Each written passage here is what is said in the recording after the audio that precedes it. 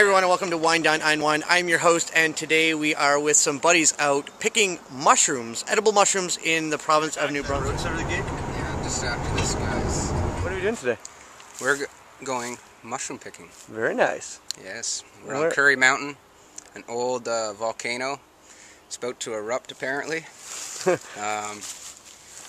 looking for chanterelles. And hopefully we find some. Cool. This is an awesome example of a chanterelle, full grown, super healthy. A very edible choice mushroom.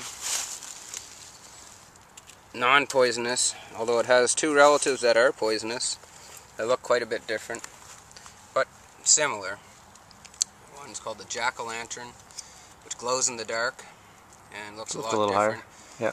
But it's the same color, so sometimes it gets mistaken. And a false chanterelle, which is the same color, but doesn't have gills like this. So these gills grow out, fork out in many different directions all the way to the end. The false chanterelle just comes out and forks slightly. But when you see them, you can really tell the difference. They come out in the early spring, usually in a pine forest.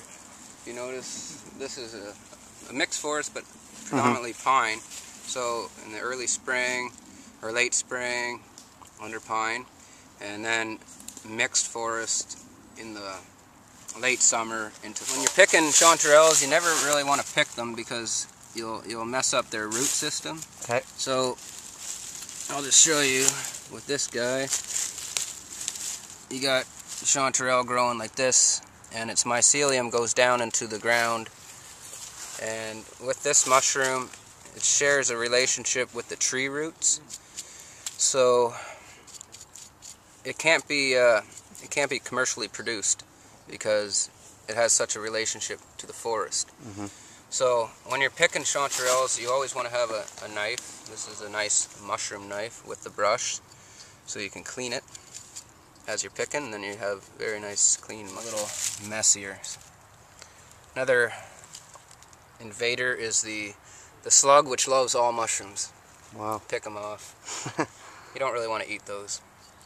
They're super resilient to flies, so you won't really get a whole lot of fly worms in there. So these mushrooms are probably like a week old, 2 weeks old. So they're strong. They won't rot quickly.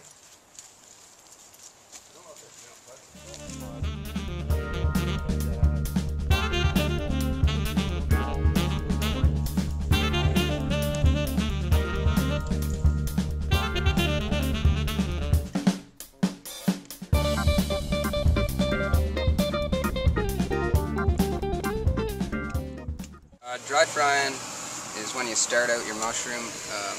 Usually they're quite moist, so dry fry them to get all the moisture out. And so they'll get a bit wet. See some moisture coming out of the mushroom. Once all the moisture's out, then you can add your butter, garlic, and all that stuff. Grape that goes along with mushrooms. It's called pinot noir.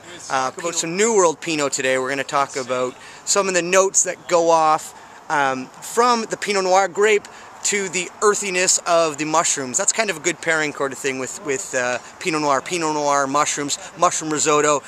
It's very light, very fragrant. I mean, if you look at the color on that, it's very almost translucent, cherry in color, which Pinot should be. Pinot's very light. It's a light grape. It's New World, so it's going to be fragrant, which it certainly is. It's almost like eucalyptus and beautiful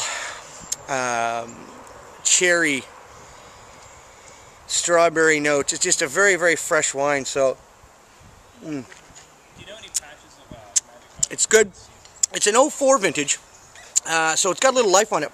So you're getting a little bit more of that orange and bricking characteristic, but it's got a very soft, delicate style to that wine. It's got a lot of finesse character to it. It's very low in tannin. That's what Pinot Noir should be, but especially with the 04, it's got a little bit more layers of flavoring coming out. So we're going to have some with some of our mushrooms that we just picked about 20 minutes ago with some buddies, and we'll go from there. Cheers. Yeah, that's great.